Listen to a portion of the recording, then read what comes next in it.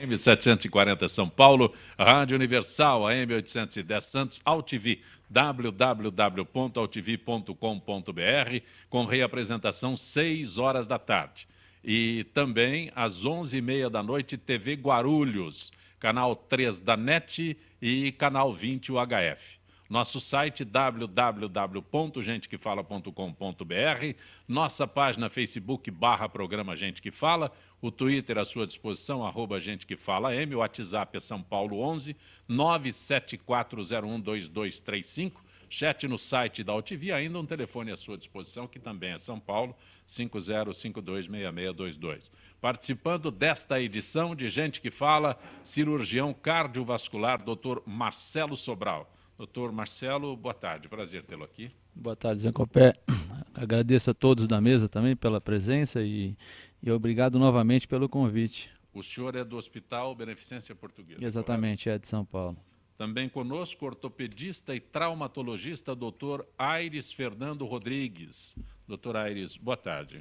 Boa tarde, é um prazer poder comparecer, poder colaborar. Eu confesso que eu estou curioso, que é a primeira vez que vejo uma especialidade dessa. E é isso mesmo? É sempre assim. O senhor anunciou corretamente reconstrução e alongamento ósseo? Exatamente. É isso? Exatamente, um ramo da ortopedia. Que bom. Também conosco a veterinária a doutora Cecília Zarif. Doutora Cecília, boa tarde. Boa tarde, Zancopé. Obrigada pelo convite. O Centro Veterinário Vet Quality Centro Veterinário, é correto? Isso, exatamente. Hospital 24 horas lá. Também conosco, médica psiquiatra, doutora Sônia Maria Mota Palma. Doutora Sônia, prazer tê-la aqui. Muito obrigada pelo convite mais uma vez. Vai ser um grande programa, como sempre, né, Zancopé? Doutora Sônia, déficit de atenção é algo que está sendo, como é que eu poderia colocar? Que a gente começa a tomar conhecimento recente. Não é pelo menos um termo, né? Que é novo. É novo, mas na verdade as primeiras descrições são do final do século XIX. Sim, já se descrevia esse quadro em crianças pequenas, mas realmente de uns 20 anos para cá... O termo déficit de atenção é recente. Mas uns 20 anos, mais ou menos, tem isso. É recente. Para a medicina é recente. E o que eu queria dizer é que já tem uma associação?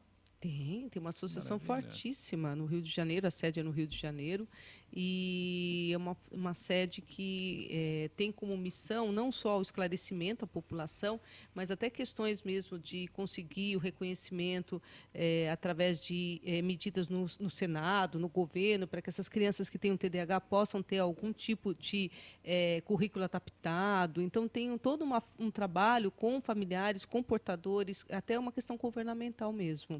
Quando eu digo que é um termo novo, 20 anos é muito recente. Para a medicina realmente. Para a medicina é muito recente, é um termo que está incluído no jornalismo há pouco tempo. Sim. Sim, que eu sou só jornalista. Então... Mas nós temos congressos, eu estou indo agora em maio para o 5º Congresso Internacional de TDAH, que vai ser em Glasgow, na Escócia. Então, já tem alguns, para achar uns 5 anos, congressos internacionais. No Brasil tem congressos também nacionais. Então, assim, apesar de ser recente, tem uma movimentação científica muito grande.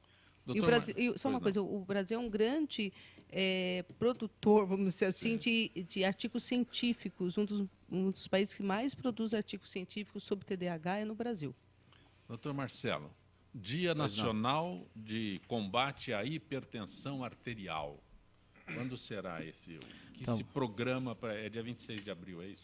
É, dia 26, vai ser um dia... Domingo. Isso, mas é um dia simbólico, na verdade, para a gente poder dar atenção a essa doença que acomete bastante brasileiros, né? Vai ser no dia 26, é um dia simbólico, como eu disse, provavelmente não vai existir campanhas pelo Brasil, mais focos isolados de sociedades e tudo, e uma parte da internet fazendo a consciência disto, né? A Beneficência faz algum evento? Ela promove alguma coisa interna e através do seu site ela procura de divulgar, como é um site que tem bastante curtidas, então geralmente tem uma penetração muito grande. E no meu Face também, que é lógico que é pequeno, eu vou estar divulgando isso a semana inteira. Qual é o Face? É Dr. Marcelo Sobral. dr.marcelo Sobral. Eu vou estar divulgando posts pequenos, evidente, para facilitar a leitura e que esclareça alguma coisa do que é a hipertensão arterial. Quando se diz 23%, não é um número muito elevado, isso é um quarto da população. Exatamente, é um número extremamente elevado que, por estudos, a gente está observando que a tendência é subir. Que, na verdade, só para recapitular um pouco, a gente tem em torno de 10 fatores relacionados nas doenças cardiovasculares. Existem 3 que a gente não pode mexer, que as pessoas não têm condição de mexer, que seriam os fatores familiares, né? A herança vinda dos pais, que geralmente pai hipertenso vai gerar filho hipertenso, geralmente. A idade, né? Quanto mais velha a pessoa for ficando, mais incidência da hipertensão ela vai tendo. E o gênero, se é mulher, se é homem, e raça, né? Geralmente a pressão alta ela comete mais na raça negra.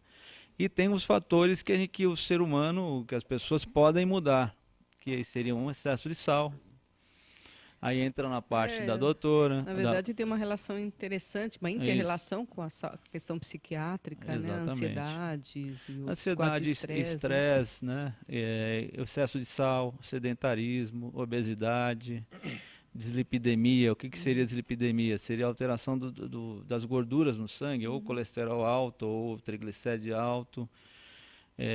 Depressão, às vezes, causa um efeito complementar, né, para a hipertensão. Doutor Marcelo, como eu disse há pouco para a doutora Sônia, eu sou só jornalista. Né? Sim, mas Então, já com esse tempo todo de carreira aí... O senhor descreve esses sintomas, mas o que eu sempre fico imaginando é quando o Zancopé procura o doutor Marcelo, não sabe que tem pressão alta. Mas geralmente quem procura já sabe. O que é que diferencia isso? Então, o grande problema da pressão alta que a gente... que a gente não sabe que tem. Por exemplo... Eu, por exemplo, não vou ao médico, porque depois ele fala, você é hipertenso, eu saio de lá com uma doença que eu não tinha. Assim, as pessoas costumam ir geralmente quando tem alguns sintomas, tontura, zumbido no ouvido, às vezes um escurecimento visual, uma alteração visual, um pouco de fraqueza, um pouco de cansaço. São sinais bastante, às vezes, inespecíficos. Não dá para saber exatamente que é pressão alta. Às vezes sente a pulsação, né, em lugares pelo corpo, que o coração está batendo mais forte, entre aspas, claro. Então as pessoas costumam procurar sempre uma farmácia, um posto de saúde e vão verificar a pressão está alta. Mas é sempre bom lembrar também que uma medida de pressão alta não é considerada e não pode rotular a pessoa como hipertenso. O que a gente procura passar de orientação é, na verdade, medir em 3 oportunidades em períodos diferentes, ou seja... Num dia 3 vezes? Não, numa semana, por exemplo. Durante essa, então não é num dia? Não. Essa medição não é no período de um dia, durante exemplo, uma semana? Isso. Ou, de repente, quando acorda, porque está totalmente descansado, à noite, durante a rotina da pessoa, se está estressante ou não, porque uma rotina estressante, naturalmente, ela leva a pressão. Agora, eu também me pergunto, mas quando eu faço exercício, minha pressão sobe. Isso é natural, né? É natural que a pressão suba durante o exercício, isso é extremamente natural. O que não pode é ter pressão alta dormindo, que acontece. Por isso que os médicos pedem um exame chamado MAPA, não sei se alguém já ouviu, que é o monitoramento arterial da pressão. Dorme com esse aparelho e ele vai insuflando, quer dizer, dorme entre aspas, né?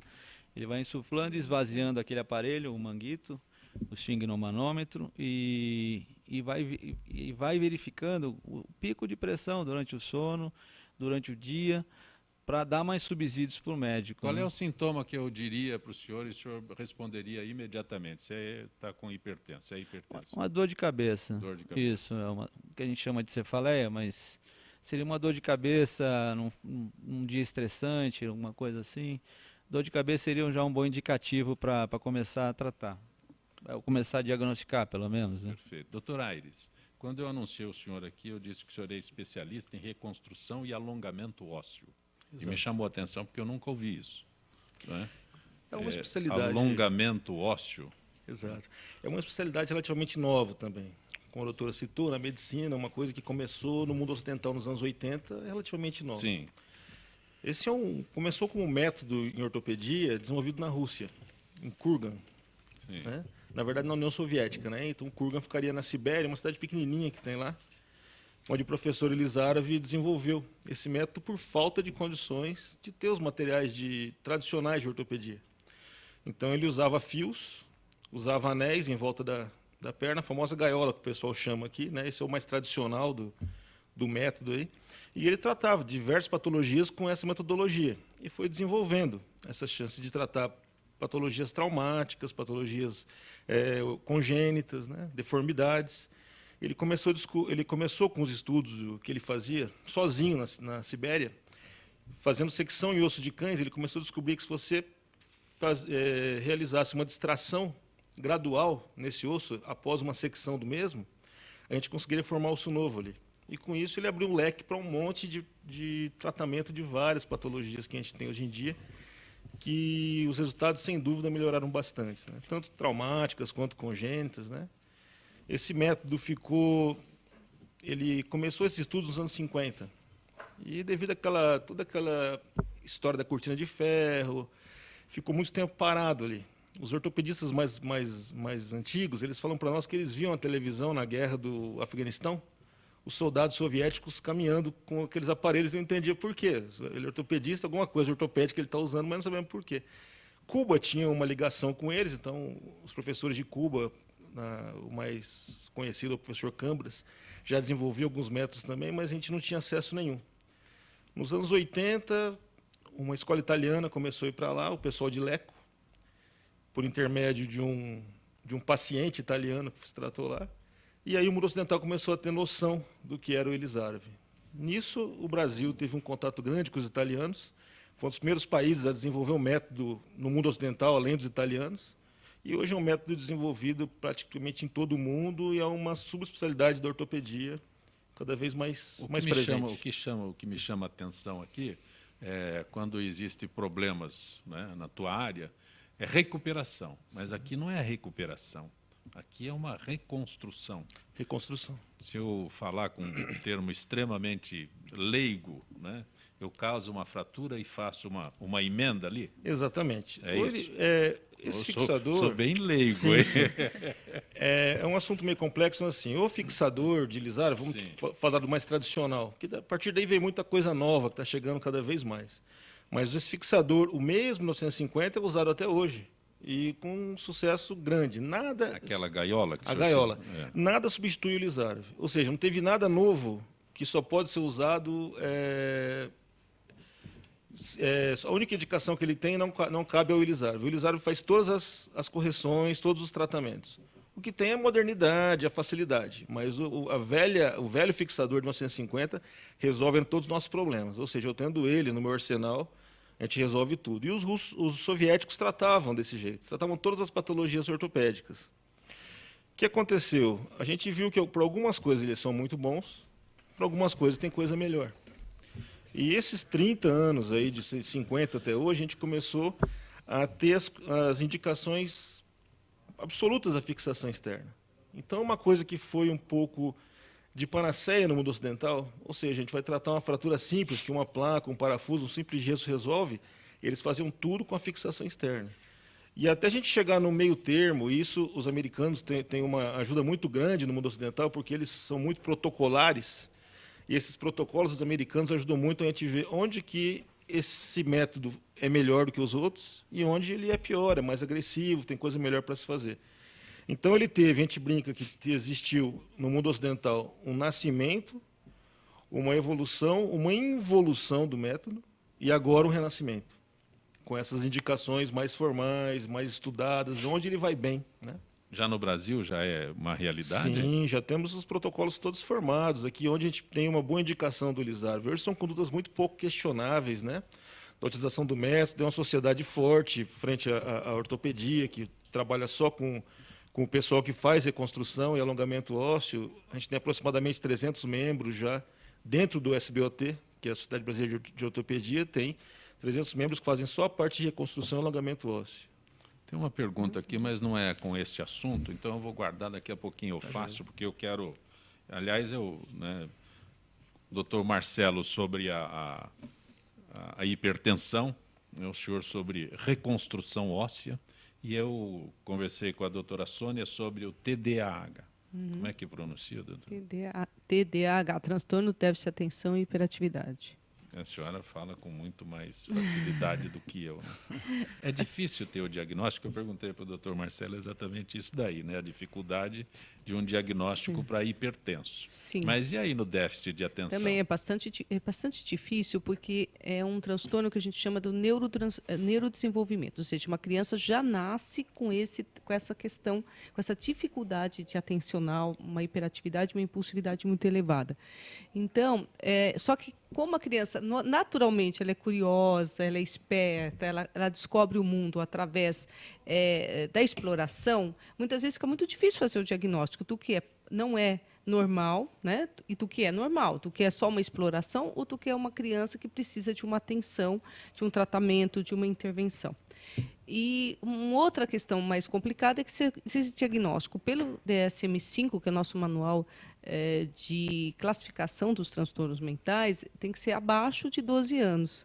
Então, novamente, pega uma fase de idade que é dos pré-adolescentes, que também são bastante curiosos, são bastante falantes, né? São bastante agitados.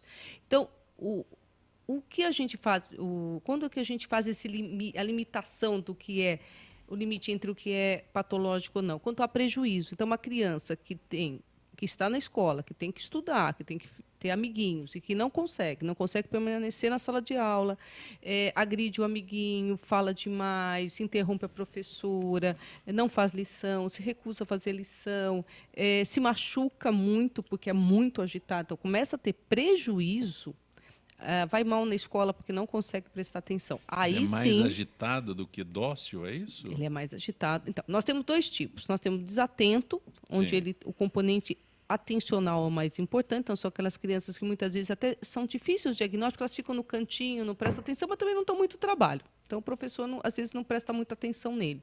Tem aqueles que são muito, muito agitados, Hiperativos. os hiperativos e muito impulsivos, né? Então o amiguinho não quis emprestar o lápis, ele empurra o amiguinho, morde o amiguinho, então, ele é muito extremamente impulsivo. E tem os que têm as duas coisas, eles são desatentos e também são muito agitados e muito impulsivos. Então nós temos praticamente 3 apresentações desse transtorno. Cada um, lógico, vai ter uma abordagem diferente.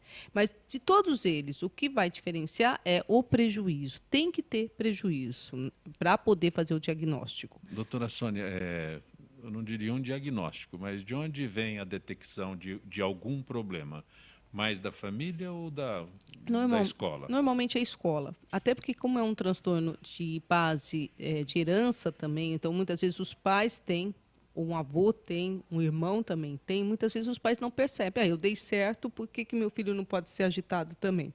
Né? Então, mascaram um pouco a situação da criança. Mas quando chega na escola, não tem como. A professora tem mais 20 alunos, ela consegue perfeitamente perceber que aquela agitação é diferente da agitação do outro menino, da outra e a aluna. receptividade de parte dos pais? Ai, depende.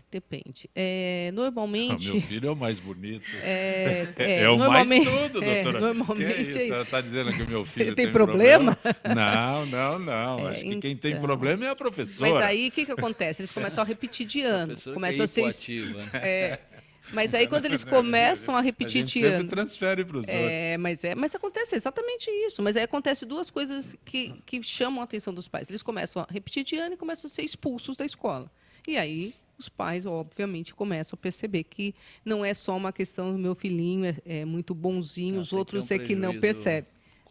Tem que ter um prejuízo considerável. Prejuízo considerável, não é qualquer agitação, senão todo mundo vai ter o mesmo diagnóstico. Então, na verdade, as estatísticas dão uma prevalência de 5% na população infanto-juvenil, aí, mas os nossos estudos, mesmo quando você aprofunda o diagnóstico, faz um diagnóstico bem detalhado, tem 2,5% e não 5%, é metade. Posso fazer uma pergunta para Por ela? favor, me ajude. Não, a partir de que idade dá para fazer diagnóstico, por exemplo?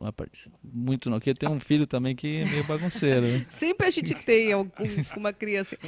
Tem que ser abaixo dos 12 anos. Não, né? mas ele tem Abaixo, 4 anos. Geralmente são crianças agitadas desde que nascem. São crianças com dificuldade para mamar, são dificuldades para poder dormir. São agitadas muito desde pequeno. Algumas mães falam que são agitadas desde da barriga. Na barriga já eram crianças muito agitadas.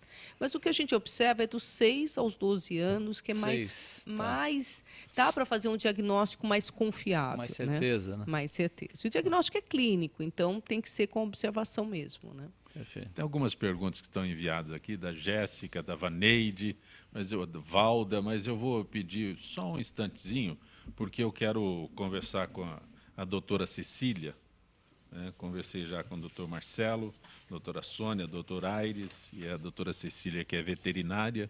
Aí tem um assunto interessante, obesidade nos animais, doutora? É bem comum? Bem comum. Na verdade, assim, nos últimos anos para cá, até pelo estilo de vida que estão levando, a necessidade das recompensas, de achar que nunca está nutrido o suficiente, trocar diversas rações, dar mais petiscos. Então, é um problema que a gente está pegando bastante, tanto em cão quanto em gato. Né? E o maior problema é que não é só a obesidade em si, as consequências, né? Desde a hipertensão até... Não, tem cachorrinho hipertenso? Tem bastante. Estresse, né? Exatamente. Não é mais estresse de, às vezes, ficar confinado, alguma coisa assim? Então, pode ser a gente até um nível maior que a gente considera também a pressão e também repetir a pressão mais de uma vez, porque existe também a síndrome do jaleco branco também para os cachorros, que de estar tanto para cão quanto para gato, que de estar no ambiente diferente. Não, mas isso aí existe mesmo. É sim, verdade. Que Como é que o é, ser humano doutora? tem também, O não ser tem? humano é o que mais tem, né? Não, é que quando, por exemplo, a pessoa, quando ela intitula que está doente, ela já começa, o psicológico dela já muda. Então, uma dessas mudanças é a elevação de pressão também. Então, quando ela vai no consultório, que vê o médico de jaleco, por exemplo, criança é assim também. Por isso que tem médico que atende sem jaleco. Porque isso já condiciona que a pessoa já está doente e ela já é intitular. Então a pressão naturalmente sobe. Os problemas que eu estou sentindo é porque o senhor e o doutor Aires vieram de jaleco branco. Não, mas... É comum isso, doutor? É comum. É comum comum em criança, mais ainda. Né? Criança é E vacina. aí em animal também. Agora, animal é novidade para mim também. Assim, por estar num ambiente diferente também. Você colocar eles em cima da mesa, tudo isso muda os fatores. Mas pensando na obesidade, também predispõe a parte ortopédica, problemas ósseos. A gente vê, às vezes, cachorro novo, filhote, raça Golden, labrador, que precisa chegar, tem um crescimento, né, de ossos longos, tudo, e só que estão com sobrepeso, isso atrapalha, vem a displasia coxofemoral. Então, doenças endócrinas também, como diabetes mellitus, pancreatite, hiperadrenocorticismo, tudo isso ajuda a predispor também. E aí entra também a questão, igual a doutora Sônia estava falando, que muitas vezes a dificuldade do dono reconhecer que o paciente é gordinho, né? Que está acima do peso. Cachorrinho gordinho. Mas e aquilo que as pessoas fazem, que simplesmente dão uma volta com o cachorro, ou de manhã ou à tarde, não sei, e acham que é suficiente? A atividade física ela tem que ser necessária. Só está mostrando um quadro que o ser humano se enquadra exatamente. Então eu estou vendo a atividade do animalzinho que inexiste. Porque o maior problema hoje é a falta de tempo dos donos, né? Então, às vezes, o que eles conseguem é dar ali uma volta no quarteirão, alguma coisa assim. Mas tudo precisa ser ajustado, né? É igual o ser humano, uma qualidade de vida saudável, desde a alimentação, na quantidade certa, né? Com uma ração específica para ele, recomendado ali, junto com a atividade física. E existe a necessidade física de cada paciente também. Mas tem como ajustar essa atividade física? Porque, por exemplo, eu sou de Santos, né? E o que eu vejo também é que o pessoal está andando com o cachorro, correndo de bicicleta e puxando o cachorro. Isso não faz mal também para o animal, essa sobrecarga? Tudo é ponderado também, porque existem raças que toleram esse tipo de passeio, né? Agora, se for colocar um bulldog, por exemplo, que já tem o focinho curto, já não tolera tanto calor, para fazer esse tipo de exercício, realmente existem complicações, né? Que é o heat stroke, inclusive, emergência isso. E a gente vê muito em cidade de praia, inclusive, O né? que tem a ver o focinho curto? A dificuldade respiratória deles. Eles não toleram tanto exercício. É bom As raças explicar essas coisas. braquicefálicas. Interessante. Mas é principalmente evitar o calor, Sim. né? Evitar os tempos quentes, né? Então, o horário de pico. O ideal sempre é passear com ele de manhãzinha e depois no final do dia. E também tomar cuidado, né? Não forçar demais. Tem diferença da praia, por exemplo, a doutora Sônia falou de Santos, tem diferença de Santos para São Paulo? Tem pelo calor mesmo. Eles sentem mais. A temperatura mesmo. Óbvio, aqui se for num parque, o sol debaixo do sol, do meio-dia, ele também vai sentir do mesmo jeito. Mas esses casos de heat stroke a gente pega principalmente no litoral. Né? Mais fácil. Mais fácil de acontecer. Doutor Aires, Jéssica da Lapa, existe uma postura certa para quem usa salto alto? Trabalha o dia todo na frente de um computador? Salto alto com computador tem a ver? Sim, com computador especificamente não. Não, O porque vai computador é estar mais sentado, ergonômico, né? Exatamente. Tem que ter medidas ergonômicas para o computador. A altura da mesa, a altura dos olhos em relação ao monitor, a disposição das mãos no teclado. Agora, o salto alto é sempre um problema, né? Porque se ele passa do limite do aceitável, ali a gente tem vários problemas. Existe um aumento da lordose, quer dizer, aquela curvatura da coluna ela aumenta, então isso por um longo período de tempo começa a gerar dor com mais facilidade. E a gente tem uma sobrecarga no antepé, na região da frente do pé. Pela posição que a gente fica na posição chamada equino, um salto alto. Então sobrecarrega muito a parte da frente do pé, ou seja, uma área menor com o mesmo peso. Então a pressão naquela região é muito grande. Isso aí pode levar a médio e longo prazo a alterações nos metatarsos, nos ossinhos do pé ali, umas inflamações.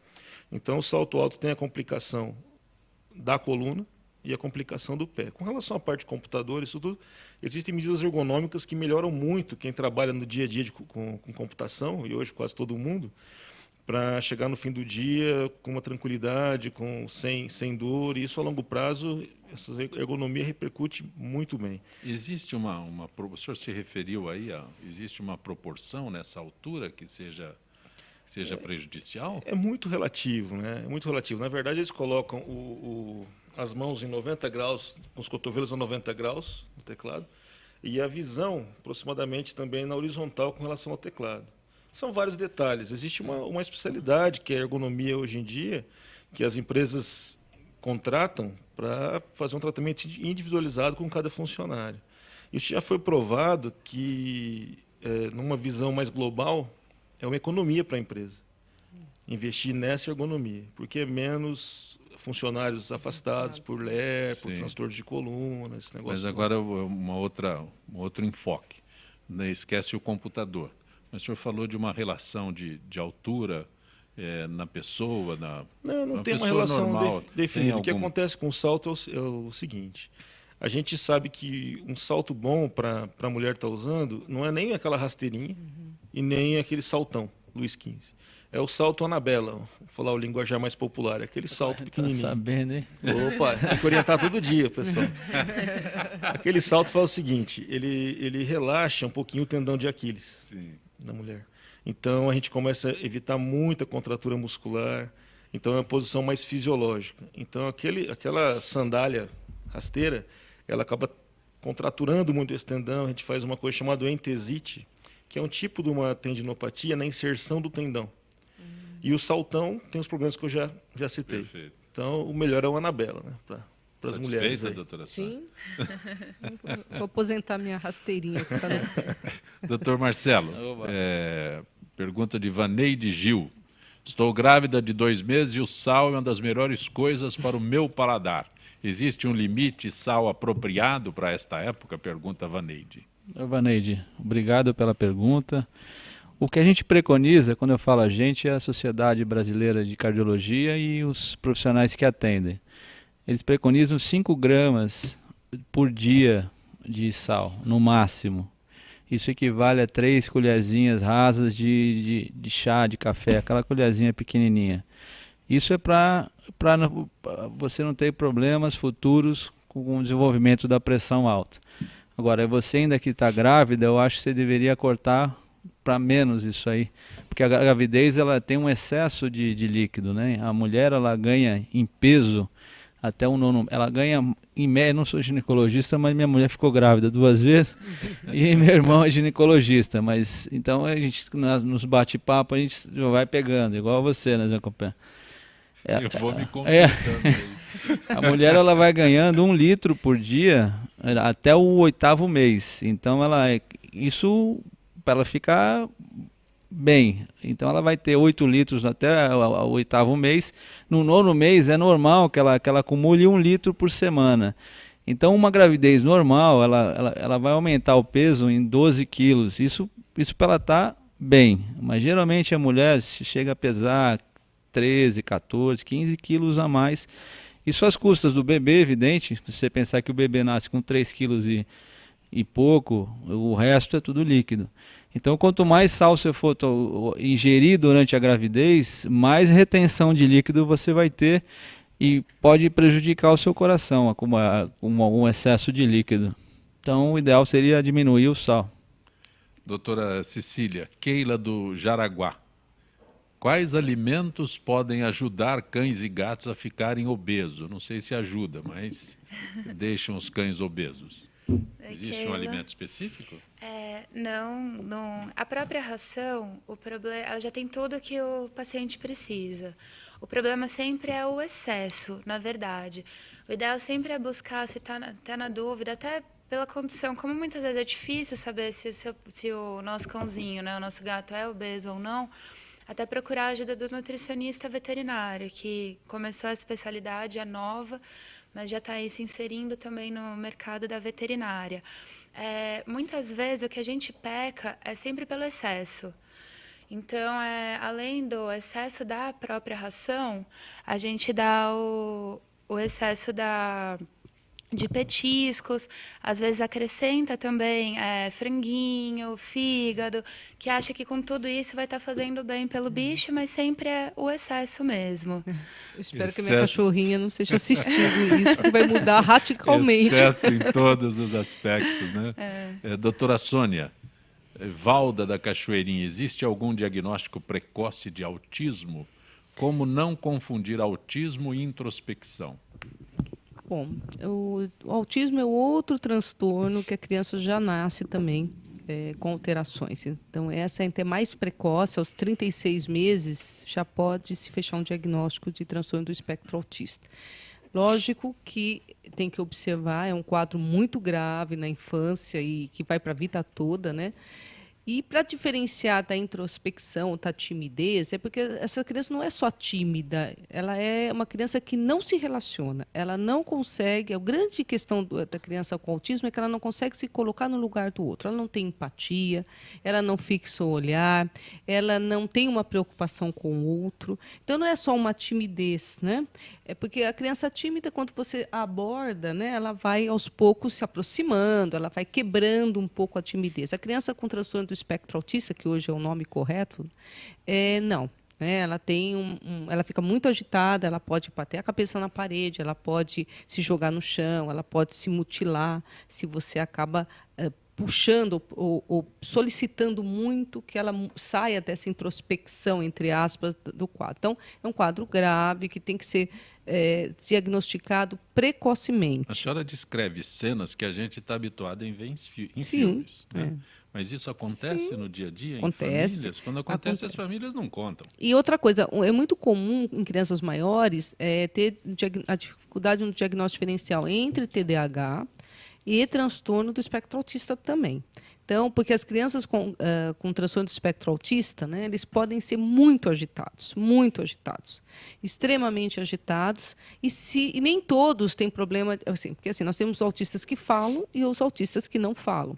Os que falam, aí é mais complicado o diagnóstico, porque se não fala, Se não se comunica, O mais diagnóstico, eu difícil. brinco que o porteiro do prédio faz diagnóstico. O problema são aqueles que falam, que vão para a escola, que têm uma inteligência normal, porque 70% deles têm deficiência mental. Então, essa questão também de que o autista é uma criança extremamente inteligente acontece em 30% a 40% dos casos, né? A maioria deles cursa com deficiência mental. Então, o diagnóstico é bastante complicado e aí eu acho que precisa ser um especialista. Um psiquiatra infantil, né, que tenha uma boa experiência, ou um neurologista pediatra, né, um neuropediatra que tenha bastante experiência para fazer o diagnóstico, né? É muito comum, já aproveitando, acho que para a população que ouve a gente, é muito comum crianças que não falam até os 4 anos de idade e o pediatra falar que é normal. Não, ele vai falar. Muitas vezes não vai falar e muitas vezes o diagnóstico é de transtorno do espectro autista. Doutora Cecília, eu não sei o que é isso, mas sachês vendidos em mercado podem ajudar ou atrapalhar a nutrição dos gatos? A pergunta é da Janaína Lopes Santa Cruz. Essa pergunta é bem legal, porque principalmente os gatos, eles têm uma fase de introdução do alimento, que até os 6 meses de idade já foi comprovado que eles precisam ter contato com alimentos diferentes. Então, é importante introduzir sachê para gato na vida filhote. Hoje em dia, no mercado, a gente tem milhares de opções, até por isso é difícil, por isso que a gente sempre recomenda a busca, né, do veterinário, principalmente se puder do nutricionista, para esse tipo de orientação. E o gato que tem, né, tanto o gato quanto o cão, que tem esse contato com diversos alimentos, né, nessa fase introdutória até os 6 meses de idade, a gente sabe que depois, na vida adulta, se por algum motivo você precisar oferecer de novo como tratamento, como forma de tratamento, pacientes que não querem se alimentar das comidas normais, eles vão ter essa lembrança e aí eles vão aceitar o sachê também. E gato é um animal que retém muita água, então ele não bebe tanta água, ele é um animal que veio do deserto. Só a comida seca para ele, às vezes, prejudica também a ingestão de água. Então, o ideal, a comida seca realmente, né, a raçãozinha seca, é o que a gente recomenda, mas de vez em quando, ali umas 3, 4 vezes na semana, oferecer também um sachêzinho para ele, que é uma forma dele estar, né, ingerindo mais água. Aí a quantidade só que precisa ser calculada aí direitinho. Doutor Marcelo, a gente, dia 26 é o dia de Combate à hipertensão. combate à hipertensão. Isso. Tem um número que eu acho que é alarmante aqui, com relação a sedentarismo. Incide diretamente, ou até que ponto o sedentarismo é responsável pela hipertensão? Então, como a gente tinha conversado, a hipertensão ela tem 3 fatores que você não pode mexer, que é a herança familiar, a idade e o gênero, se é mulher, homem, ou de repente a raça. O que é mais, mulher ou homem? O senhor disse Mulher na raça hoje, negra mulher e hoje está um pouquinho mais atinge frequente. mais as Isso, mulheres. em torno de uns 26% na idade produtiva e depois da menopausa tende a piorar um pouco. E que conforme a idade, 70% de acima de 50, 55 anos já tem algum indício de pressão alta, 60 E a atividade, anos. qual é a influência disso? O sedentarismo? Ou a atividade? Então, atividade, porque assim, o que a gente costuma falar é que nem toda hipertensão é tratada com medicamento, que a gente, às vezes, observa que a pessoa está com uma pressão alta, vai no consultório, até a doutora vai me dar ação. Que isso é uma parte mais da papo... Vê o médico de branco. Não, que dá o papo Sobe a terapia, pressão. que a gente chama de papo terapia. Às vezes no papo terapia você consegue reduzir a pressão. Às vezes a pressão é o primeiro sinal que a pessoa de repente está explodindo por dentro. Isso eu vou usar termos que eu... de cardiologista. Conta azul no banco também baixa a pressão. Ó, conta azul, abaixa a pressão. Carro importado novo também a pressão fica baixinha, né? Sem dívida nenhuma também fica bem baixa. Mas fora a brincadeira, eu acho que a gente tem que nem toda pressão alta é tratada com medicamento. Eu acho que até uma boa conversa, uma boa orientação nutricional já é um bom caminho. Como até a pergunta da nossa outra ouvinte, o sal é o grande vilão. Sal e o sedentarismo são os 2 principais, além da carga de estresse diária. O que eu costumo falar assim, com o estresse, a gente nunca vai ficar longe do estresse. O estresse não dá para dimensionar. Conceitualmente o estresse, a senhora me corrige se estiver errado, é não uma adaptação do ser humano ao meio que ele vive. Essa é a melhor definição do estresse. A pessoa não está adaptada. Por isso que às vezes ela vai para um campo, ela vai fazer uma atividade, um hobby, ela se adapta na situação e naturalmente ela vai ter uma carga de estresse menor. Agora, quando ela é obrigada a estar numa situação que ela não quer ou ela não está adaptada, esse estresse ele vai estar agindo internamente e vai estar causando problemas. E o estresse ele mexe com todos os hormônios das pessoas e isso consequentemente joga pressão para cima. Então, mais uma vez recapitulando, então a obesidade ela é super importante porque ela tira tudo de bom da pessoa. Não, assim, deixa eu acabar de falar para não ser mal interpretado. Porque a pessoa fica sem motivação para praticar uma atividade física. A parte estética, às vezes, ela fica um pouco comprometida pelo fato da sociedade moderna obrigar que a pessoa seja um pouco respeite algumas medidas, coisa que isso não é verdade. Se for analisar no tempo, isso nunca existia. Antigamente eles priorizavam mais as pessoas um pouquinho mais gordinhas do que hoje. Ficou uma coisa, quase uma obrigação a pessoa ser mais magrinha e tudo. Então ela já entra num circuito onde ela é alvejada de todos os jeitos. Ela não consegue fazer exercício físico. Vai acabar nela. E assim, aí quando a pessoa está... Qual é a válvula de escape dela? Comer. Às vezes ela nem é tão obesa por comer. Às vezes ela tem alguma alteração hormonal, alteração em glândulas, que ela cria uma ansiedade e tenta compensar isso com a comida. Então come hambúrguer, come pizza, come refrigerante, toma tudo que não é para ser tomado, excesso de sal. E isso quem que vai sofrer? Vai sofrer o coração e a pressão, porque aí a pressão vai subir. Doutor Aires, o senhor descreveu um quadro aí sobre, eu tenho que ler toda hora aqui, reconstrução e alongamento ósseo. Exato. E a gente vê com frequência as maravilhas de próteses, né? A ciência dotou aí o mercado, né? Ela levou ao mercado uma profusão de próteses. Mas aqui no Brasil, tem possibilidade de se ter acesso a isso? Ou é apenas uma classe, não sei se eu posso colocar aqui, uma minoria que tem acesso a essas próteses maravilhosas? Sim, a primeira coisa importante é a gente diferenciar a órtese da prótese, né? A órtese é um aparelho que auxilia na função de um membro. Uma muleta ou uma órtese, por exemplo. A prótese já seria um componente de substituição do membro. Então, aquela prótese de perna mecânica, prótese de quadril, prótese de joelho, ela substitui. Existe no Brasil materiais, na minha opinião, tão bons quanto no exterior. Com relação às próteses, eu não as faço. Então, eu estou um pouco sem noção de valores desses materiais.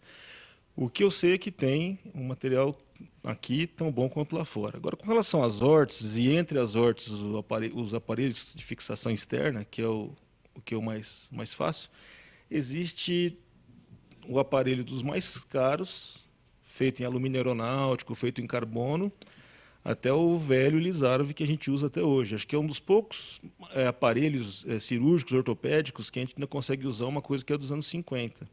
E com todo sucesso. Como eu falei antes, ele não deixa nada a desejar para os mais novos. Existe facilidade, existe peso, existe estabilidade, mas se eu tiver uma deformidade, um trauma grave que eu tenho que reconstruir aquele membro, eu consigo fazer com a velha gaiola? Eu consigo fazer. Então a gente fica muito à vontade para tratar o paciente do SUS, o paciente com menos recursos. Claro que o pessoal tem condição de usar um aparelho mais leve, consequentemente mais caro, tecnologicamente mais moderno, a gente vai usar. Se a gente tem um paciente que não tem tanta condição, o paciente do SUS, eu trabalho no hospital público também, a gente consegue usar e os resultados, com uma boa reabilitação, um bom acompanhamento médico, são basicamente os mesmos. Isso é uma exceção. A fixação externa dentro da ortopedia é uma exceção. A gente consegue ter resultados bons com um material ainda antigo, por isso que esse material nós estamos usando ainda. Uma prótese de quadril, por exemplo, de 15 anos atrás, ela já é totalmente obsoleta, ninguém usa mais. Uma prótese de joelho, uma substituição de membro, uma perna mecânica alemã, que é mais moderna, e pega a mesma perna mecânica de 20 anos atrás, a gente não tem ela no mercado mais.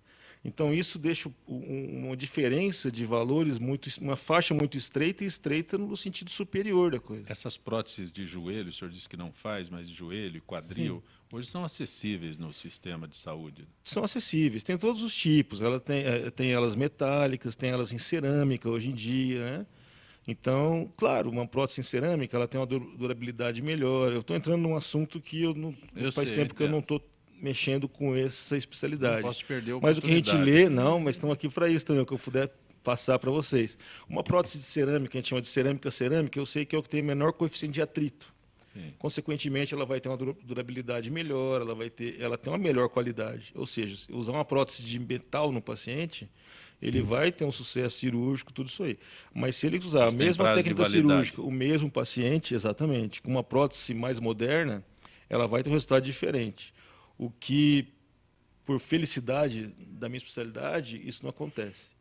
Talvez, se não for a única, na ortopedia, uma das únicas que você consegue usar um material ainda de 50 anos atrás com um resultado tão bom quanto a fixação externa, principalmente a circular, o Elisarov, né? Por isso que ele está aí até hoje, né?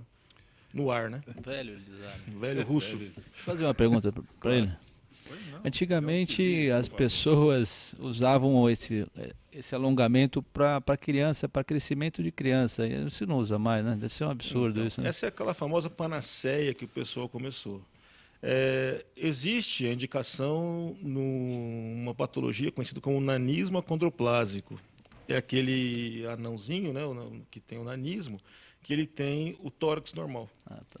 Para isso evolui bem. Mesmo assim é muito questionável. Eu tive em Las Vegas em 2009, teve os 10 anos de alongamento em nanismo acondroplásico. Então, foram 2 professores da mesma instituição, que são os que mais fazem nos Estados Unidos, que é o Scott Wright, discutir sobre isso, e é uma discussão de 2 horas sem fim.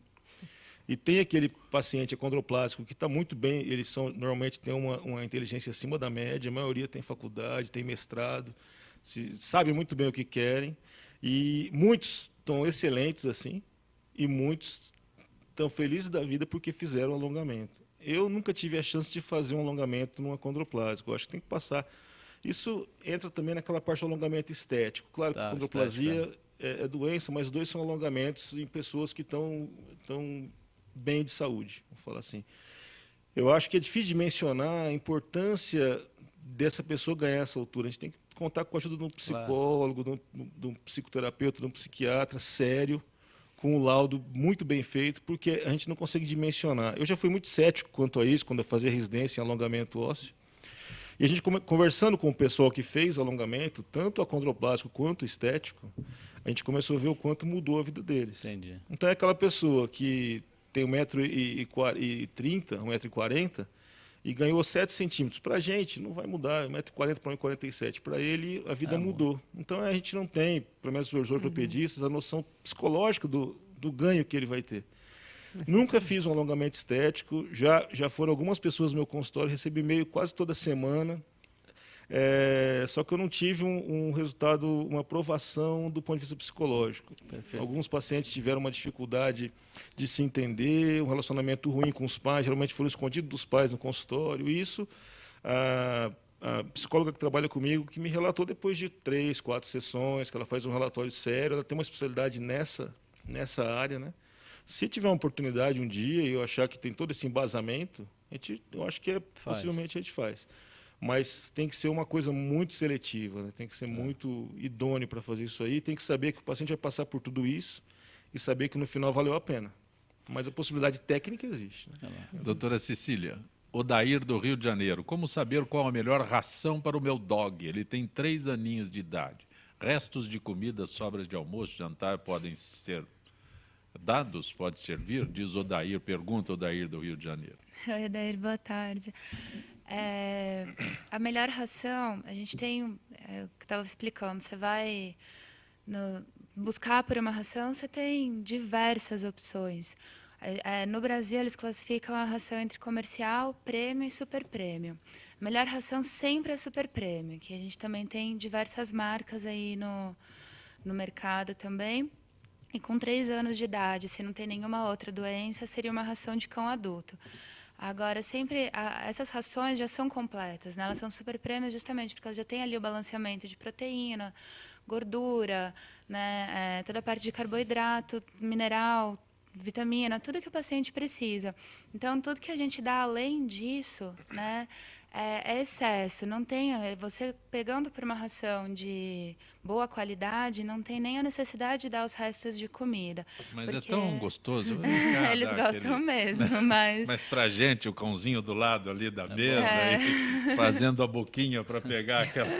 Mas aí entra tempero, tem cebola, alho, isso alergias. intoxica o cão, isso pouca gente sabe também, né? E não Mas é uma bonitinho, intoxicação bonitinho quando aguda. ele chega assim do lado da gente e vem, né? Então, mas a gente pode dar ração quando ele pede desse jeito, né? A Ficar própria com um ração dele, pratinho ele de come ração ali na mesa. junto. Aí a hora que ele pede, Engana o você dá. bichinho. E ele vai aceitar e vai ficar feliz do mesmo jeito também. Doutora Sônia, hoje a moda, o Gêmeos aqui, ele foi um dos primeiros a aparecer com um pau de selfie e fez sucesso aqui entre todos nós aqui. E tal.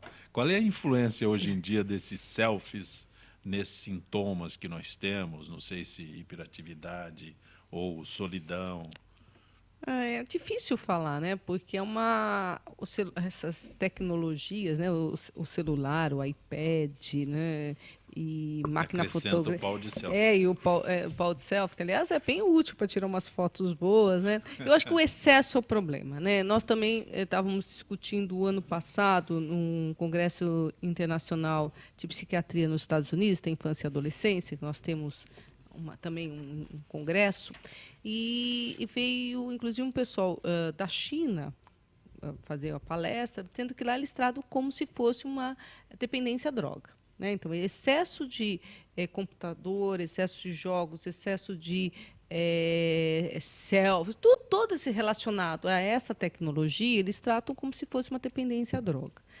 Até com internação para os adolescentes lá na China. Tem estudos falando que isso é uma dependência. Então, nós temos que separar o que é o uso normal que hoje os adolescentes têm. Eles têm uma linguagem, né, eles têm a conversa deles, a linguagem deles é permeada por esses sei lá, celulares, iPad, computadores, Essa tecnologia de com a momento. tecnologia.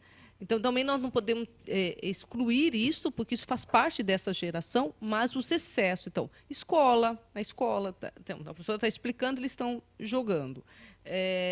Estão numa festa, em vez de aproveitar a festa, estão conversando, né? Ou estão tirando foto, ou estão fazendo excessos com essa tecnologia. Então, eu acho que o problema é o excesso. E o que a gente tem trabalhado... Eu sei que não é exatamente essa pergunta, mas assim, o pau de selfie, na verdade, vem pelo uso exagerado de fotos, né? E de biquinhos que se faz, né? Já tira a foto, já põe no Facebook, no Instagram, né? E tudo.